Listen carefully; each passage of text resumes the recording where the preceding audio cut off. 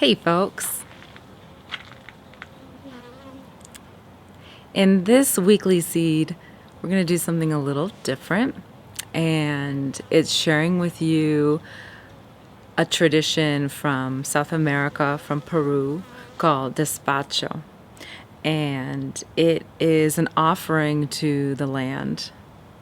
It's making a seed, if you will, for reciprocity and giving it back to the earth. So I wanted to share with you a little bit about the background, and then I'll show you what mine looks like. We'll build one together and then bury that into the fall. Okay? So let me read you this, and I'll put this reference link in the notes below so you can check it out and do a little bit more research of your own should you desire. So the Despacho is a gift for the organizing principles of the universe and constitutes the central axis of energetic exchange for healing, reestablishing a right friendship with the land or protection.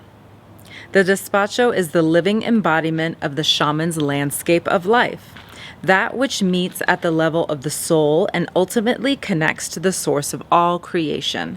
The Despacho ceremony, in its physical beauty, is a journey to the soul of nature, and with the assistance of the spirit world, we explore the energetic inner workings and symbolism of each element of our offering.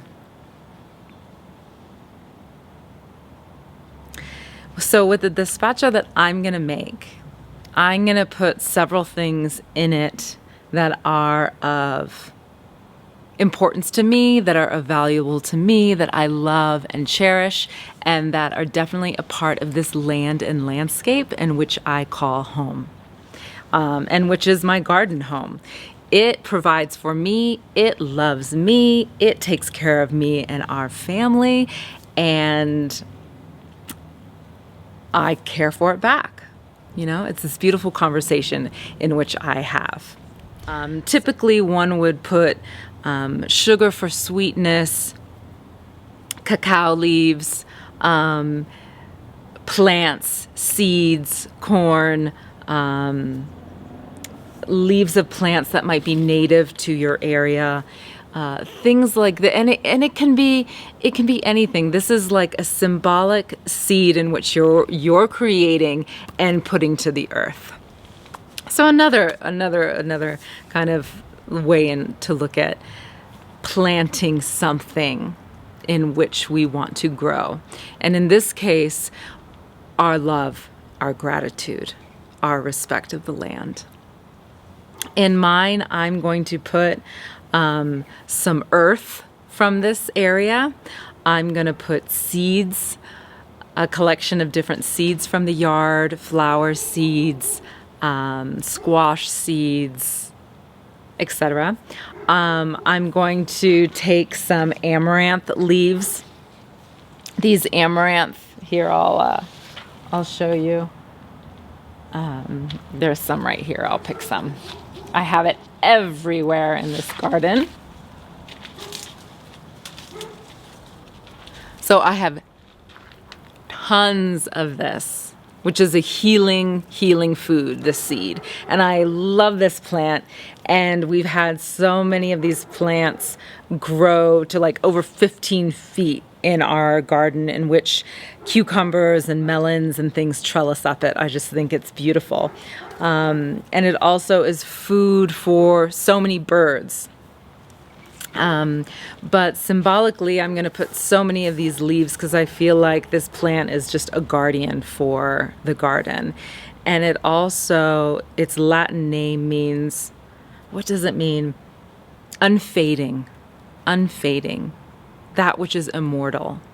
And I just love that symbolism of the unfading giving, that force of life that just comes from gardens. So I'm going to put a ton of amaranth, both seed, blossoms, and leaf in my Despacho. Some other plants and herbs. Yeah, so I'll show you, and we'll make it up and we'll make a little bundle. So let's go. All right, before we begin and I share with you some of my things, I wanted to share to whatever capacity and how you show and seed and ground your gratitude. Can be whatever practice you want. This is just one, and I think it's pretty special. I don't do it all the time, but it's a pretty special thing that you can do to remind your mind and remind yourself. Just this morning, every morning I come outside and just kind of do a walkthrough of the garden and of the space. And the more often you do it, the more you're cued in to differences in the nuances of sound. For example, I was in the section of the yard way over there, and I don't have that large of a piece of property, but I was over there and I noticed a sound that was atypical coming from over here up in these ponderosa pines behind me. And I was like, I wonder what that is. They were birds. It was bird song, but atypical to what I was used to. So I was like, I'll check it out before I come into the house. So I was walking over and slowly walking this way behind me and looking up into the pine tree. And I've never seen an owl before in the wild, so close. I've seen an owl in the wild twice before, and it's actually here in New Mexico. One was looking up in the sky, seeing a massive white one flying towards the river. And this morning I saw another, and it was huge. It was probably like 18 inches tall. Just sitting up in the pine tree, beautiful brown, big golden eyes, almost like these sunflowers here that are a part of my despacho. And it was incredible. It was such an honor to be close to the land and animals in this way. And I think this is why I'm such an advocate for gardens and like natural landscapes and natural spaces, because you're creating something wild. You're creating habitat for life that's non-human. The birds and the owls and the hawks and all the lizards and the skinks and the bees and, you name it, the list goes on. This is a huge thing of what I'm grateful for. I have one feather, actually a peacock feather, that it's going to be in my gratitude seed bundle, because I'm so grateful for the birds, and I want to seed that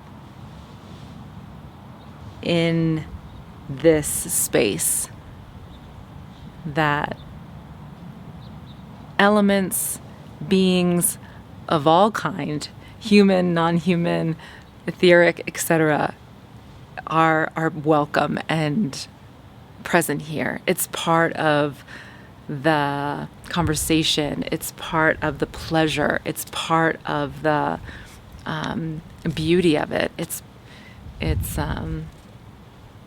the nature of it. So continuing to cultivate that and honor that. But I wanted to share that story just this morning of the owl, of recognizing that the sound of the birds in its vicinity were different, which drew me to it. And I knew that because I'm in rhythm with this land here, and it's not big, but what a relationship that we can seed with the land that surrounds our home. So make your offering, make your despacho, and seed it. You can bury it, you can burn it, you can send it into the water. These natural elements, I've read that if you bury it, the intent and the prayer of it will be slower to manifest versus if you burn it, versus water. But maybe those can be up for debate, but really it's all with grace that we do this. So All right, in mine, I have a few things here. Like I said, I have the feather of the peacock, which we have wild peacocks who roam our neighborhood, and all the other birds. I have beans that I've saved for seed of the plants that always give us food. I have sugar for sweetness. I have a beautiful rock from just the soil here, just the minerals of this land. I have mint, which is growing wild. I never planted this, but it just came up and I've let it establish itself in this beautiful mint, so that things always come and grow, whether I plant them or not. Rose petals for my medicine, calendula for my medicine, seeds of calendula and sunflowers, basil blossoms, all this amaranth. I have tons of amaranth leaves, chili for spice and for the deserts here in New Mexico. I have marigold seed. Look at this. I just love this. Marigold seed. Look at all these seeds, hundreds of seeds, just the propagation of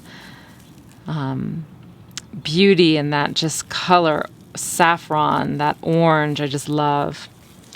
So you have all your things.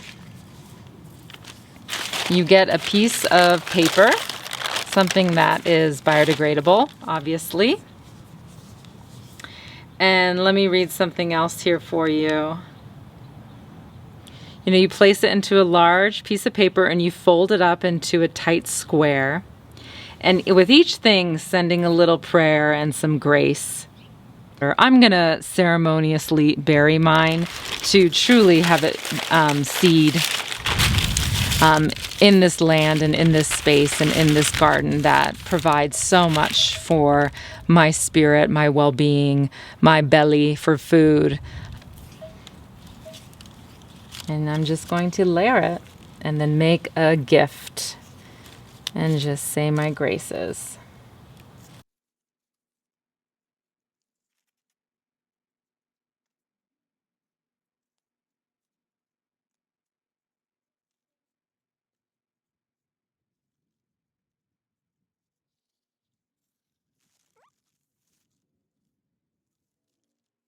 More seeds, all my flowers, all my medicine. The stones. Oh, I'm going to save that for last.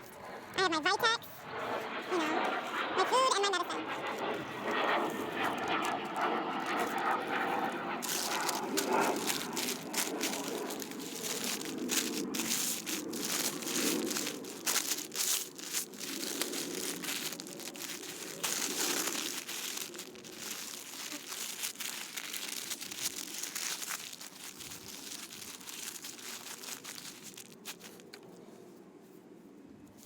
And I'm taking some just plain cotton and creating a little bundle.